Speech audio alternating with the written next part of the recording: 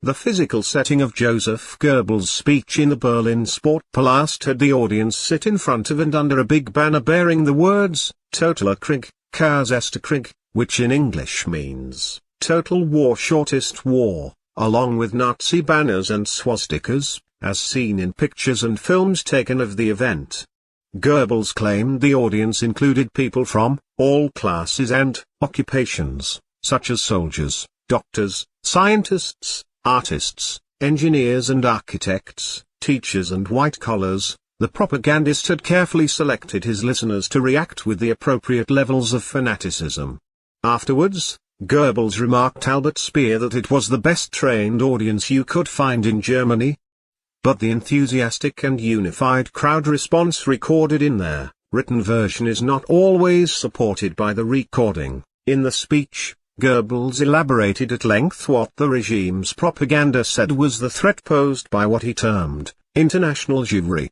And while Goebbels referred to Soviet mobilization as devilish, he explained that we cannot overcome the Bolshevist danger unless we use equivalent, though not identical, methods in a total war. He then justified the austerity measures enacted, explaining them away as temporary.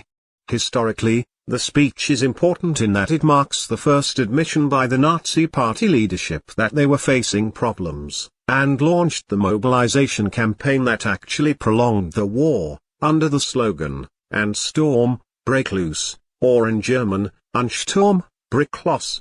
Goebbels claimed that no German was thinking of compromise and instead, that the entire nation is only thinking about a hard war.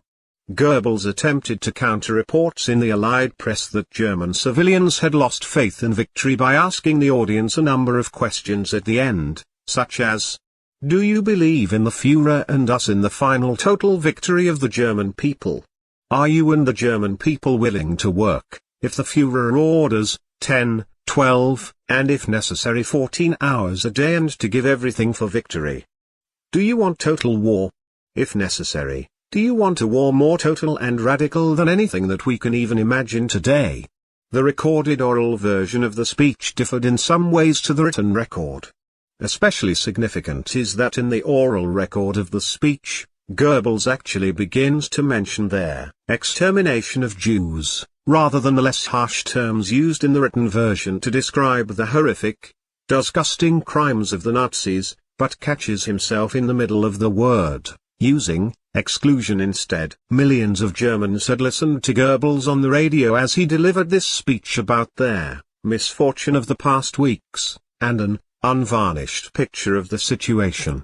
By amassing such popular enthusiasm, Goebbels was trying to convince Hitler to give him greater powers in running the war economy. Hitler, however, was not yet ready to bring the economy to a total war footing over their objections of his ministers. On July 23, 1944, Goebbels was finally appointed Reich Plenipotentiary for total war. He was responsible for maximizing the manpower for the Wehrmacht and the armaments industry at the expense of other sectors of the economy not essential to the war effort.